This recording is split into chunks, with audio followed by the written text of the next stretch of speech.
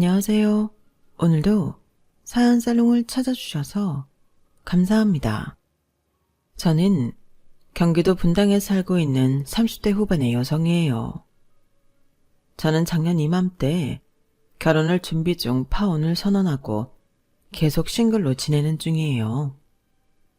나이도 있는데 왜 그랬나 싶은 분들도 계실 거예요. 하지만 제 이야기를 들어보시면 제 심정과 엄마 아빠 마음을 조금은 이해하실 거예요. 남친 어머니가 정말 인성이 개차반이었거든요. 그럼 어떻게 된 일인지 저와 남친의 만남부터 차근차근 이야기해 보도록 할게요. 남친을 만날 당시 저는 한의사로 독립개업을 해서 2년 차였어요. 그전에는 하늘 같은 대선배님의 큰 한의원의 분원에 있었어요. 거기서 많은 경험을 하고 드디어 저만의 한의원을 차리게 된 것이죠. 한의사도 사람의 몸과 정신을 다루기 때문에 공부할 것도 굉장히 많고 학회도 많이 가야 하고 논문도 많이 써야 해요. 그런 걸 해가며 한의원까지 개원하느라 힘들기는 했는데요. 그만큼 보람도 있었어요. 저는 스트레스를 클래식 음악 듣는 걸로 풀었거든요. 친한 친구들 중에는 저랑 취미가 같은 사람이 없어서 커뮤니티에 들어가서 시간 맞는 사람들끼리 음악회를 가곤 했어요. 남친은 제가 음악회에 가는 날 그 모임 회원인 지인을 따라서 왔는데요. 자기는 클래식을 이렇게 보러 다닌 적이 거의 없는데 꽤 좋았다며 앞으로도 계속 오고 싶다고 하더군요. 그렇게 해서 음악회에서 만났다가 사귀게 되었어요. 남친은 학원 강사였어요. 정확히 말하자면 해외로 대학을 가는 아이들 대상인 학원인데 남친은 거기서 중국어를 가르쳤어요. 처음 사귀게 된 건 남친이 모임에 들어와서 6개월쯤 지났을 때였는데요. 아주 솔직하게 자기의 감정을 표현하더라고요. 정아야, 실은 나 너 때문에 이 모임 들어온 거야. 전에는 클래식 관심도 없었고 어쩌다 친구 따라왔는데 네가 있더라. 이런 느낌 진짜 처음인 것 같아.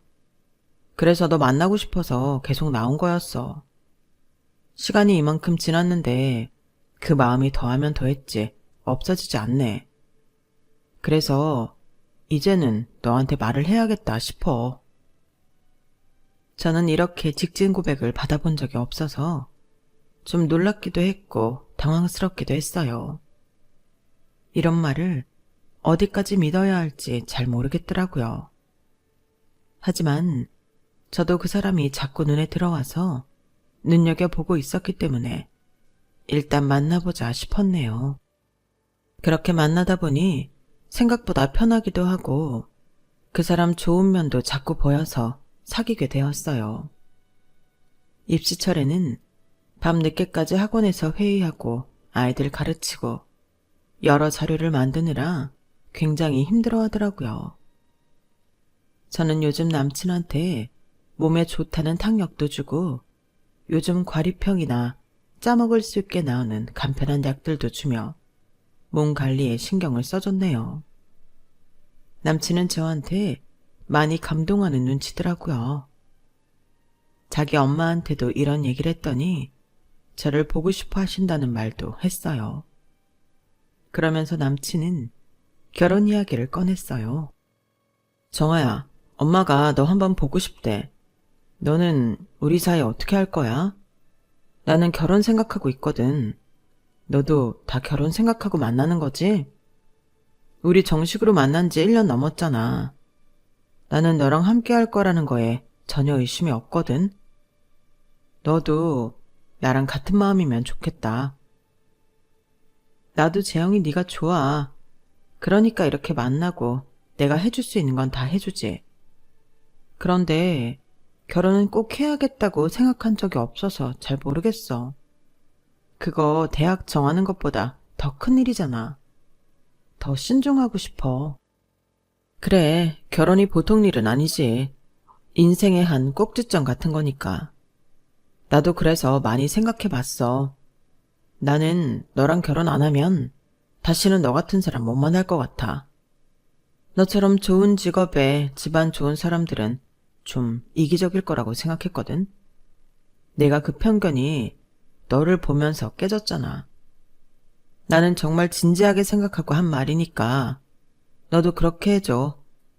그 답이 긍정적인 거면 좋겠다. 이 말을 할 때의 남친은 정말 진지해 보였어요. 저를 어떻게 생각하는지 알 수 있겠더라고요. 그렇다 해도 저는 바로 결혼하고 싶은 마음이 크지 않아서 망설였어요. 그러자 남친은 거의 매일 이벤트를 마련해서 점심시간에 갑자기 호텔에서 주문한 도시락을 보내준다던가 맛있는 간식을 보내주기도 했고 별스럽지 않은 날인데도 꽃도 사주면서 자기 마음을 계속 표현했어요. 우리 학원에서 나처럼 사자 들어가는 사람 사귀는 사람 없다? 다들 나를 얼마나 부러워하는데. 그거에 비해서 너는 어디 가서 나 자랑할 게 없지. 해외 유학학원 강사니까. 네 스펙에 비해서 내가 딸리긴 하지. 정한 이 친구들은 더 직업 좋은 사람들 만나지. 하긴 나 같아도 결혼이 망설여지기는 하겠다. 그거랑은 다르지. 결혼은 내가 정말 하고 싶은 마음하고 상대에 대한 진심이 중요하잖아. 물론 서로가 서로를 잘 이해하고 신뢰가 있다는 게 먼저이긴 해.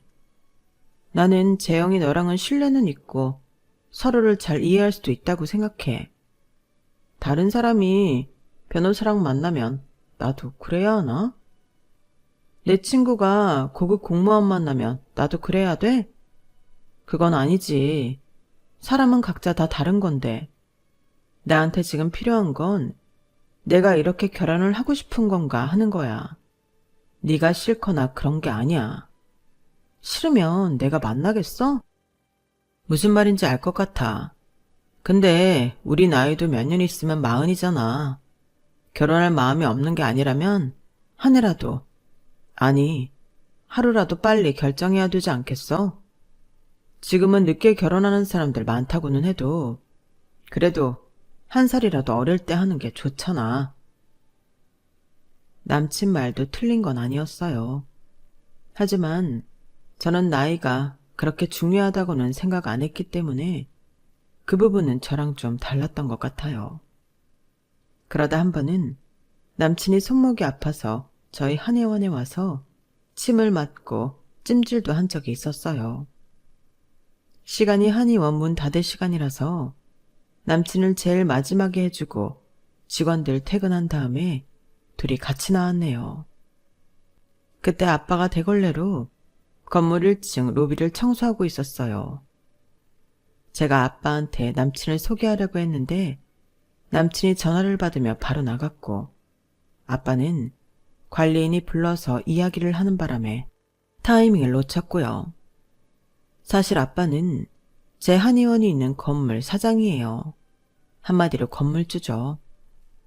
한의원이 있는 건물 말고도 아파트 2채가 더 있었고 아빠 고향에 선대로부터 물려받은 땅도 꽤 있었어요.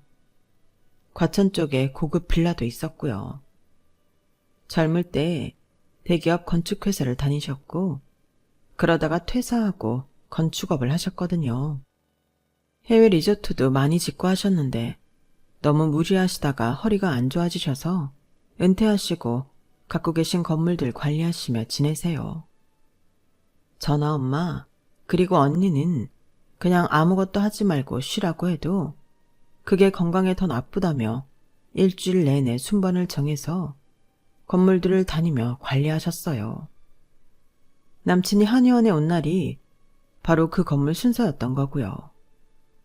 저는 집에 가서 아빠한테 오늘 저랑 같이 있었던 남자 못 봤냐며 이야기를 시작했어요. 그랬어? 아빠는 눈치 못 챘네.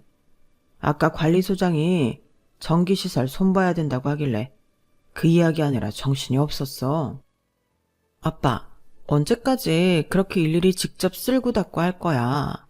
건물이 작은 것도 아니고 나 있는 데만 해도 7층짜리 대형 건물인데 아빠 허리도 나빠지면 어떡하려고 그래. 나중에 남친하고 인사하러 왔을 때 제대로 앉지도 서지도 못하는 모습 보여주고 싶어. 제 말에 엄마가 놀라며 끼어들었어요.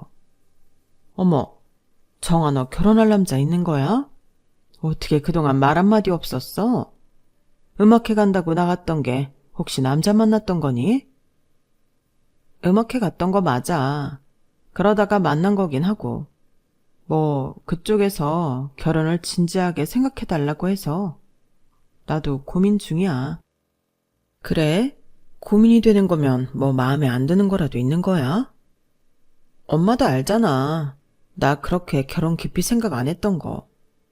걔가 좋긴 한데 사실 나도 결혼하고 싶은 마음이 있으니까 고민하게 되는 것 같아. 제 말에 아빠가 말씀하셨어요. 그래, 다 네 선택이지. 결정하게 되면 말해라. 그런데 지금은 서로 좋기만 하니까 단점 같은 게 안 보일 수 있어. 물론 모든 장점을 보고 그걸 더 키워야 하는 건 맞지만 사람 관계에서는 내가 싫은 걸 받아들이는 게 정말 어렵거든. 그것도 평생 같이 할 사람이라면 더 그렇지. 그러니까 결혼 준비를 하게 되더라도 좀 객관적으로 보려고 노력해봐. 그럴 때 보이는 단점들을 네가 수용할 수 있을지, 다 품고 살아갈 수 있을지 그게 중요하다. 그때 이미 제 마음은 결혼 쪽으로 많이 기울기는 했어요. 남친이 보여주는 정성이 보통이 아니었거든요. 저한테 이렇게만 해준다면 결혼도 나쁘지는 않겠다는 마음이 들었어요. 하지만 아빠 말씀이 꽤 중요할 것 같다는 생각이 들더라고요. 무엇보다도 아빠는 사업을 하며 많은 사람들을 만나봤잖아요. 말 그대로 산전수전 다 겪으며 이만큼 재산을 불려놓으셨으니까요. 그래서 일단 결혼을 꼭 한다는 것보다 가볍게 인사부터 해보자는 데에 남친과 저는 합의를 보았고 먼저 남친 어머니를 만나보기로 했어요. 아무래도 어른을 먼 데까지 나오게 하기가 좀 그래서 남친 동네로 갔어요. 좀 일찍 도착해서 남친이 사는 아파트까지 가봤죠. 저희 집보다는 평범하다는 걸 알고 있어서 그냥 보통으로 사는구나 생각하고 있었어요. 그런데 저만 치서 누가 막 저를 보고 뛰어오길래 봤더니 남친이더라고요. 저는 뛰지 말라는 뜻으로 손을 흔들어 신호를 보냈어요. 남친은 저를 보더니 막 도로 쪽으로 밀어내더라고요. 아니, 약속 장소에서 기다리지 여기까지 왜 왔어? 엄마가 너 한의사인 거 알고 밖에서 보자고 한 거야. 혹시 우리 집 보고 실망하면 어쩌나 해서. 그럴 거면 만나자고 했겠어? 나 안 그래. 실망하고 말고 할 게 뭐야. 그래도 엄마는 그렇지 않은가 봐. 일단 약속 장소 먼저 나가 있어. 나 엄마랑 금방 갈게. 그렇게 남친이 저를 밀어내는데 별 수 없이 혼자서 약속 장소로 가는데 저만치 보니까 남친이 웬 할머니한테서 옷걸이에 건 자켓을 받아서 가더라고요. 그 옷이 뭔지는 남친과 남친 어머니를 만나고 알았네요. 남친 어머니가 그 자켓을 입고 나왔으니까요. 저를 만난다고 빌린 것 같았어요. 뭐 나름 사정이 있으니까 그러려니 하고 모른 척 했고요. 아, 우리 재영이가 여자친구 한의사라고 하니까 너무 궁금하더라고. 어쩜 얼굴도 이쁜데 한의사고 우리 재영이도 그렇게 잘 챙긴다며? 재영이가 일 많이 하느라 힘든 것 같아서요. 유학 가는 애들 가르치는 거 정말 신경 쓸 것 같아요. 학부모들 이야기도 다 들어줘야 하고 학생들 성적도 올라야 되잖아요. 맞아, 맞아. 다들 우리 재영이 유학학원 강사라고 하면 거저 돈 버는 줄 아는데 절대 아니거든. 그걸 안 해, 우리 정아는? 우리 정아라고 부르는 게 좀 어색하기는 했지만 어른이 기분 좋아서 하는 말이니 그냥 웃고 넘어갔어요. 우리 정아, 재영이만 챙기지 말고 나도 좀 챙겨줘. 나 요새 기력이 딸리는 건지 쉽게 피곤하고 잠을 자도 일어나도 개운하지가 않네. 너무 힘든 거 있지? 네, 기가 허해져서 그러실 수도 있고 정확한 건 맥도 짚어보고 검사를 해봐야 하니까 언제 한번 오세요. 제가 잘 봐드릴게요. 이 약값은 어떻게? 아이 참, 엄마, 당연히 약값 내야지. 무슨 말을 하고 있어? 아니야, 재영아, 괜찮아. 어머니, 그냥 오세요. 제가 그 정도는 해드릴 수 있어요. 아우, 이러니까 다들 사짜 며느리 보고 싶어 하나 봐. 어머, 내 친구들 나 때문에 배 아파서 아주 죽으려고 하겠네. 아우, 생각만 해도 재밌어. 얼른 만나서 말하고 싶다. 나 한의사 며느리 본다고?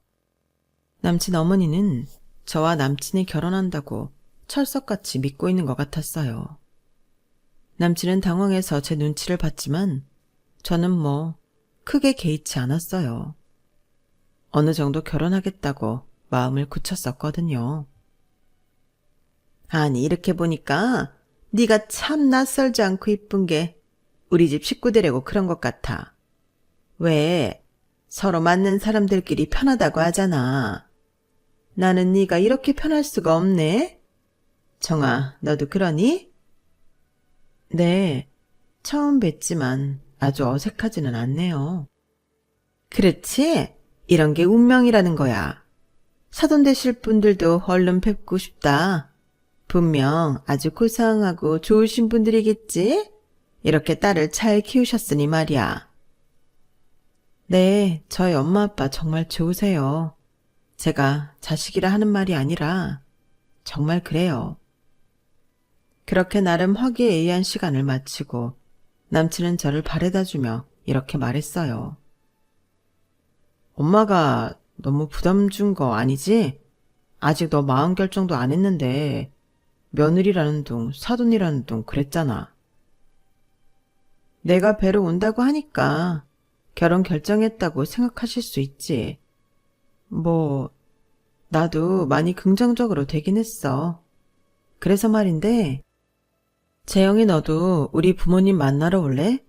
내가 오늘 여기 온다고 하니까 너 만나고 싶다고 하셨어. 정말이야? 너 결혼 생각 있는 거지? 그럼 나도 당연히 뵈러 가야지. 남친은 입이 기밑까지 걸려서 너무 좋아했어요. 그걸 보니 나를 이렇게까지 좋아하는데 결혼 안 하면 후회할지도 모른다는 생각이 들더군요. 그리고 한 주가 지나서 휴일날 남친이 저희 집에 오게 됐어요. 엄마는 새벽부터 수산시장에 직접 가서 생선도 사오시고 손수 많은 요리를 준비하셨어요. 말 그대로 상다리가 부러질 정도로 잘 차리셨어요. 아빠는 정장을 입고서 선물을 들고 찾아온 남친을 따뜻하게 맞아주셨어요. 식사를 하는 중에는 별다른 말씀 안 하시고 가볍게 세상 돌아가는 것에 대한 말씀을 하시고 남친의 생각을 들으시더라고요. 후식까지 다 먹고 나서야 아빠는 본격적으로 이런저런 이야기를 하셨어요. 남친이 자신의 일에 대해 어떻게 생각하는지, 살면서 가장 중요한 게 어떤 건지, 그런 가치관이나 사고방식 같은 걸 물어보시더라고요. 남친은 긴장하면서도 나름 열심히 대답했고요. 저는 그 모습을 보고 결혼해서 잘 살 수 있을 것 같아서요. 남친과 아빠가 미래에도 이렇게 앉아서 서로 이야기를 주고받는 모습이 그려졌거든요. 남친이 가고 난 후에 아빠는 저한테 이렇게 말씀하셨어요. 정아야, 내가 말했었지? 한 발 떨어져서 객관적으로 보라고. 결혼 날짜 잡아도 마찬가지다. 네가 정말 함께 잘 해나갈 수 있는 상태인지, 그동안 못 본 게 있는지 살펴봐야 돼. 알았어, 아빠. 나는 재영이랑 아빠가 오늘처럼만 지낼 수 있으면 괜찮을 것 같은데. 아빠 말대로 할게. 같이 사는 건 내가 아니라 너잖아. 너랑 살 때 불편한 게 최소여야지. 알았지? 아빠는 제가 결혼하겠다고 마음 굳힌 걸 눈치채시고는 이렇게 당부하셨어요. 그때는 그 말씀을 흘려드렸고 저와 남친은 결혼을 결정했어요. 상견례 날짜도 잡았고 남친과 제가 예산에 맞춰 웨딩 플래너 알아보고 신혼집 알아보고 해야 했죠. 저는 앞으로의 계획을 짜느라 머릿속이 완전 복잡했어요. 이게 결혼하는 거구나 하고 현실로 다가왔고 뭔가 마음이 이상하더라고요. 그러던 중에 남친 어머니가 불쑥 한의원에 찾아왔어요. 예약제여서 갑자기 오신 손님은 접수를 하고 순서를 좀 기다려야 됐는데요. 남친 어머니는 접수대 직원한테 자기가 여기 원장 시어머니라며 바로 들어가도 된다고 했다더라고요. 제가 치료실에서 환자 침을 놓는데 직원이 당황해서 왔어요. 저는 어쩔 수 없이 나가서 남친 어머니를 맞았네요. 원래 순서인 환자가 있는데도 막무가내로 자기 일부러 시간 내서 왔다고 기다리기 힘들다고 하더군요. 아니 뭐가 이렇게 복잡해. 오는 사람 그냥 받으면 되지. 예약이고 뭐고 나는 그런 거 잘 몰라. 얼른 나 먼저 봐줘. 예비 며느리도 좀 보자. 저는 어쩔 수 없이 남친 어머니를 먼저 봐드려야 했어요. 맥을 짚어보고 눈으로 대충 몸을 봐도 큰 이상이 없었어요. 자꾸 피곤하다고 하셔서 그러면 양의에 가서 다른 검사를 해보시라고 했더니 그런 건 아니라며 침을 맞겠다더군요. 예, 왜? 금침 얼굴에 놓으면 피부 팽팽해진다며. 너네도 그런 거 하지? 물론 그렇기는 한데 그건 미리 준비도 좀 해놔야. 그리고 갑자기 어려울 수 있어요. 우선 혈액순환 잘 되게 침 맞고 가세요. 라며 침을 놔드렸는데 침을 맞으며 또 이러시더라고요. 나 말이야, 콩진당 같은 거 먹으면 좀 괜찮아지지 않을까? 이렇게 자꾸 기력이 떨어지고 뭐 조금만 하면 힘들어서 말이야. 네, 공진단도 좋을 수는 있는데 근본적 해결을 하는 건 아니니까요. 양방병원에 가셔서 검사 받아보세요. 다른 이상이 있어서 그럴 수도 있으니까요. 뭘 자꾸 검사를 받으라고 하니? 한방은 침 놓고 맥 보고 부항 뜨고 뜸 뜨고 약 먹고 그래서 다 고치는 거잖아. 나 오늘 공진단 좀 줬으면 좋겠는데 먹어보고 괜찮으면 그냥 기가 허한 거잖아. 네, 그렇죠. 제가 보고 남는 게 있으면 드릴게요. 네가 원장인데 네 마음이지. 그런 걸 어렵게 말하니? 남친 어머니는 남친하고 좀 다르다 싶더라고요. 그러고 보니 저 만날 때 빌려 입었던 자켓을 또 입었더라고요. 그게 명품이라 굉장히 비싼 거긴 한데 그런 걸 빌려 입고 나올 만큼 제가 명품 따지는 사람도 아닌데 좀 이해가 안 됐어요. 예, 우리 사는 아파트도 보면 잘 나가는 사람들 많이 살아. 동네 같은 데는 아니어도 꽤 괜찮다? 우리 아파트 값도 꽤 나가. 그제야 저는 남친 어머니가 저희 집보다 못한 것처럼 보이지 않으려고 애쓴다는 걸 알았어요. 저는 이미 어느 정도인지 사정을 다 알고 있었고 남친 집이 못 사는 것도 아니고 평범하니까 크게 상관 안 했거든요. 그래서 남친 어머니가 좀 안 됐다는 생각이 들더라고요. 그래서 제가 챙겨드릴 수 있는 약들도 더 챙겨드리고 잘 가시라고 하는데 기다리는 여자 환자분이 남친 어머니 자켓이 좋아 보였는지 예쁘다며 손을 살짝 댔거든요. 그랬더니 남친 어머니가 그분 손을 찰싹 때리면서 이러는 거였어요. 어디 그 더러운 손을 대요? 이게 얼마짜린 줄 알고? 저는 너무 당황했지만 남의 옷이니까 잘못될까봐 그랬나 보다 하고 좋게 생각하려고 했어요. 하지만 저희 직원들한테 보이는 태도도 그렇고 안 좋은 게 너무 눈에 띄니까 마음이 복잡해지더군요. 저는 아빠가 한 발 떨어져서 내가 어디까지 포용할 수 있는지 지켜보라던 말씀이 생각났어요. 저런 성격이면 쉽지 않겠다 싶으면서도 제가 같이 살 사람은 남친이지 남친 어머니가 아니라며 마음을 다잡았어요. 어렵게 결혼 결정을 내려서인지 어떻게든 그걸 밀고 나가려고 애를 썼던 거죠. 그런데 얼마 후 황당한 일이 생겼어요. 저랑 남친이 반씩해서 신혼집에 들어갈 가구며 가전제품을 장만하기로 했는데 갑자기 남친이 돈이 없다는 거였어요. 돈이 없다니? 무슨 소리야? 우리 가구랑 가전제품 하기로 했잖아. 그게 지지난주인데 그때는 괜찮다고 했으면서 이제 와서 돈이 없다니. 남친은 제 눈치를 보더니 어렵게 실토를 했어요. 그게 엄마가 사돈 댁보다 수준 떨어지는 것처럼 보이면 무시한다고. 우리가 비슷하게 산다는 걸 보여줘야 된다고 하시더라고. 그러면서 차를 좋은 걸로 했으면 좋겠다고. 그래서 엄마 벤츠 뽑아드렸어. 엄마 차가 제일 좋겠대. 너나 장인어른 장모님 만날 때 보이는 게 뽀대놔야지. 집에는 올지 안 올지도 모르는데 집에 좋은 거 해놔서 뭐하냐고.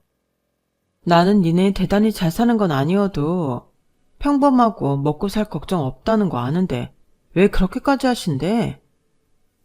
여자 집이 너무 잘 살면 집에 들어오는 여자도 그렇고 그 집안도 이쪽 무시하기 십상이래. 나도 좀 느꼈는데 저번에 인사 갔을 때 니네 아버지 잔소리 장난 아니시더라. 내가 더 잘 나가는 직업이고 우리 집이 좀 잘 살았으면 그랬겠어? 그래서 나도 그러자고 했어. 우리가 어느 정도 사는 것처럼 보여야 장인어른도 나한테 안 그러시겠지. 그렇게 생각하고 있었던 거야? 의외다. 나는 그날 둘이 이야기 잘하는 것 같아 다행이다 했는데 저렇게 이야기 나누면 나중에도 잘 지낼 수 있겠다고 혼자 좋아했지. 그게 무슨 얘기를 나누는 거야. 일방적으로 훈계하고 나는 그냥 비위 맞춘 거지. 아무튼 그래서 나 가전제품하고 과거할 돈이 없는데 네가 그냥 하면 안 돼? 어차피 다른 거 네가 하기로 했는데 돈 쓰는 김에 좀 더 쓰면 되잖아. 남친은 그동안 제가 알고 있던 모습과 전혀 다른 걸 보여줬고 저는 너무 놀라서 말을 잇지 못했어요. 그리고 이 결혼을 접을지 계속 밀고 나갈지 결정해야겠다 싶었어요. 하지만 그날은 쉽게 결정을 내리지 못했네요. 저도 그만큼 남친을 좋아했으니까요. 생각이 다를 수도 있는 거라며 스스로를 납득시키려 애를 썼어요. 하지만 한편으로는 아빠가 인생 철학에 대해 물어보고 앞으로 어떻게 하면 좋겠다고 조언해 주신 걸 무시해서 잔소리나 했다고 생각하는데 그게 결혼한다고 나아질까 하는 의문이 들더군요. 그런 생각에 머리가 복잡하던 중에 남친 어머니가 또 한의원에 오셨어요. 이번에는 친구까지 데리고 오셨더라고요. 내 친구가 1년에 2번 보약을 지어 먹거든? 내가 이리 오라고 했어. 우리 며느리가 아주 잘해줄 거라고. 약재 최고급으로 넣어주고 서비스로 침도 좀 놔주고 부항도 떠줘라. 거기 물리치료실 아가씨, 우리 커피 좀 한 잔씩 갖다 주고. 아우, 손님들이 많네. 제가 여기 원장 시어머니예요. 치료 잘 받고 가세요. 이러면서 대기실이며 치료실이며 다 휘졌는데 이건 좀 아니다 싶었어요. 게다가 손을 허리에 얹고서 여기저기 둘러보며 인테리어 간섭부터 시작해서 약재실까지 들어가 직원들한테 잔소리를 하는데 다들 질려서 저만 쳐다보고 있더라고요. 어머니, 여기 대기실에 친구분하고 좀 같이 계세요. 저희 직원들도 일해야 되잖아요. 그리고 커피는 제가 드릴게요. 저희 직원들도 바쁘거든요. 아무리 바빠도 원장 시어머니가 왔는데 커피 한 잔 내오는 건 당연한 거 아니니? 너 직원들 교육 좀 다시 시켜야겠다. 그리고 나 오늘은 금침 맞고 갈란다. 얼굴이 팽팽해진다는데 그거 해줄 수 있지? 친구 앞에서 자기를 망신 주겠냐는 심산인지 아주 당당하게 요구를 하더군요. 결혼도 하기 전에 트러블이 나는 건 피해야 마땅하다고 들었기 때문에 그날은 남친 어머니 요구대로 들어줬어요. 그러면서 정말 한 발 떨어져서 내가 이 사람을 시어머니로 모시고 살 수 있나 생각하기 시작했네요. 결혼 준비를 하면서 원래 합의했던 대로 하지 않고 자꾸 자기 마음대로 하는 남친에 대해서도요. 남친은 가전제품하고 가구 말고도 신혼집 얻을 곳을 터무니없이 집값이 비싼 동네에 하자고 하더라고요. 거기는 우리 형편으로 감당이 안 되잖아. 장인어른한테 좀 부탁해봐. 그 정도는 해주실 수 있잖아. 정 안 된다고 하시면 장인어른 갖고 계시다는 그 아파트 사람 내보내고 우리가 들어가면 안 되나? 그것도 좋은 방법 같은데? 혹시 그거 받으려는 생각에 그쪽에 집 얻자고 하는 거야? 아니야. 뭘 그런 생각을 해. 나는 기왕이면 나중에 집값 많이 오를 동네가 좋겠다고 생각해서 거기 말한 거야. 근데 보니까 거기 장인어른 아파트가 있잖아. 그럼 땡땡역 있는 데로 갈까? 거기도 아파트 있잖아. 아, 거기? 근데 거기는 좀 됐어. 여기 안 될 것 같으면 다른 데 한번 보자. 남친은 아빠의 좋은 동네, 좋은 아파트가 탐이 나서 그 동네에 집을 알아보자고 한 게 틀림없었어요. 저는 과연 이 남자를 제대로 알고 있었나 하는 의문이 들더군요. 그런데 아빠가 일주일이 넘게 기분이 별로 안 좋아 보이시더라고요. 그래서 엄마한테 살짝 물어보니 이렇게 말씀하셨어요. 아, 지난주에 너 한의원 있는 건물 가서 관리소장하고 같이 1층 화장실 점검하다가 건물에 온 손님하고 살짝 부딪혔나 봐. 그런데 아주 생 난리를 치면서 인격적인 모욕을 하더래. 댁하고 자기는 급이 다르다나? 그러니까 자기랑 같은 공간에 있지도 말고 얼른 꺼지라고 했대. 너무하다. 뭐 그런 사람이 있냐? 그런 인간 같지도 않은 사람이 한 말에 뭘 그렇게 신경 쓰신대. 원래 아빠 그런 거 별 신경 안 썼잖아. 나이가 들어서 그런 것 같아. 보니까 다른 건물 새로운 관리소장은 건물주가 이렇게 청소하고 점검하는 걸 부담스러워 하더라. 그 사람은 그럴 수밖에 없지. 아빠가 주인인데 자꾸 와서 뭘 하려들면 편하겠어? 내가 이참에 그만하라고 했는데 모르지 뭐. 안 그래도 아빠는 이번 달까지만 왔다 갔다 하고 저 상견례 하기 전주부터는 이제 건물하고 아파트 순회하면서 관리하는 걸 그만두시겠다고 했어요. 이거 잘못하다가는 우리 딸도 청소부 딸이라고 오해받겠다 싶더구나. 사람을 직업적으로 차별하면 안 되는데 참, 사람들이 왜 그러는지 원. 어떤 직업을 갖고 있느냐보다 일을 어떻게 하느냐가 더 중요한 건데 말이야. 물론 이상한 직업을 갖는 건 안 되겠지만 말이다. 아빠는 그렇게 언짢은 마음을 표현하시고 다시는 말씀하지 않으셨어요. 저는 잘 생각하셨다고 언니에 이어 저도 결혼하니까 이제는 좀 쉬시라고 하며 저 상견례 나갈 생각만 하시라고 했네요. 그런데 그 상견례는 영원히 못하게 되어버렸어요. 그게 남친 어머니가 또 한의원을 방문한 날이었어요. 바로 문제의 그 벤치를 끌고서요. 그나마 그날은 미리 저한테 전화를 줘서 시간을 따로 비워놓을 수 있었어요. 남친 어머니는 직원들한테 전보다 더 거드름을 피우며 이것저것 요구하더라고요. 그날은 봉침까지 맞고 저한테 어깨랑 다리도 주무르라고 해서 아예 마사지를 받고 계산할 생각은 눈꼽만큼도 안 하고 나가더군요. 보다 못한 직원 한 명이 저한테 이렇게 말하기까지 했어요. 원장님, 결혼 꼭 하셔야 돼요. 세상에 좋은 사람들도 진짜 많은데. 대답은 안 했지만 저도 이거 진도 더 나가기 전에 접어야 되지 않을까 하는 마음이 들고 있었어요. 그런데 얼마 안 가서 관리실 직원이 저한테 전화를 했더라고요. 빨리 주차장으로 좀 가보세요. 사장님한테 어떤 아줌마가 막 난리치고 장난 아니에요, 지금. 저는 기분이 쎄했어요. 설마 혹시 그 아줌마가 남친 어머니는 아니겠지. 아닐 거야 하며 두근거리는 가슴을 안고 내려갔어요. 왜 나쁜 예감은 틀리지 않는다는 말이 있죠. 아빠한테 호통을 치고 있는 건 남친 어머니였어요. 삿대질을 하며 고래고래 소리 지르는데 들어보니까 아빠가 남친 어머니가 여기 왔을 때 주차를 했나 보더라고요. 그런데 나가려고 보니 약간 벽에 스친 자국이 보였대요. 그것 가지고 이 난리를 치고 있는 거였어요. 당신 당장 무릎 꿇어. 안 꿇어? 나 가만 안 있을 거야. 이 차가 어떤 차인데 당신 같은 사람이 이렇게 거칠게 다뤄? 죄송합니다, 사모님. 저게 그냥 닦으면 지워질 것 같긴 한데 그래도 뭐 도색이나 다른 공정이 필요하다고 하면 영수증 청구하세요. 제가 다 지불할게요.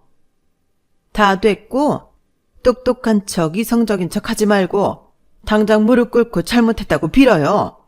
이 차 당신 목숨보다 비싼 차인 건 몰라요? 저는 순간 완전히 성이 날아가서 관리실에 있던 야구방망이를 들고 밖으로 나갔어요. 남친 어머니는 저를 보더니 아주 반가운 표정으로 이렇게 말했어요. 야, 마침 잘 됐다. 여기 이 영감쟁이가 내 차에 흠집을 냈지 뭐니? 지난번에 왔을 때도 앞에서 깔짝대더니 아주 끝까지 사람 불편하게 한다.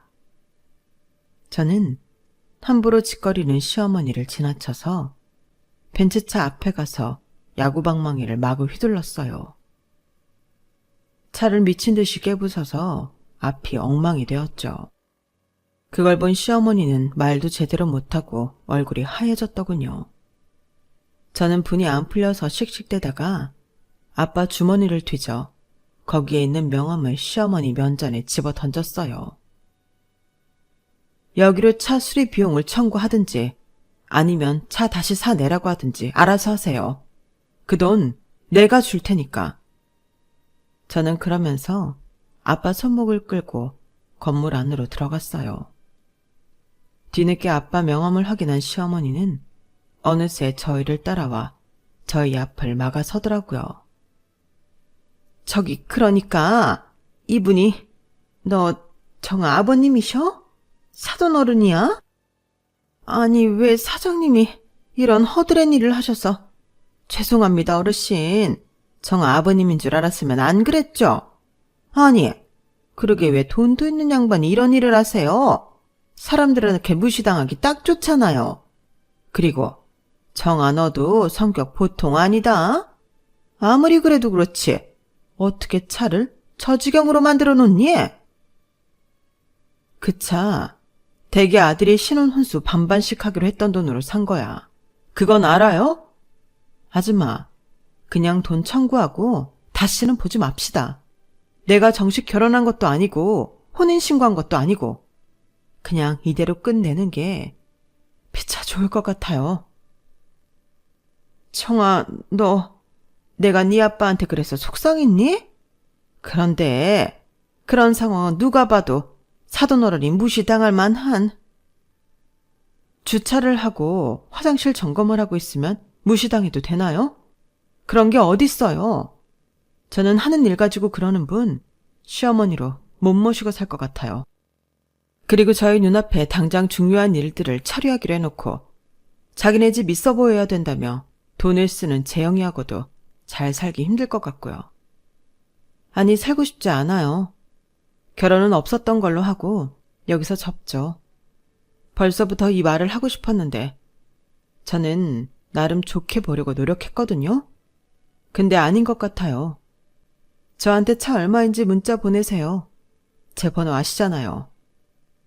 그리고 제가 아빠와 엘리베이터에 타려고 하자 남친 어머니는 아빠 앞에 무릎을 꿇고 싹싹 빌었어요.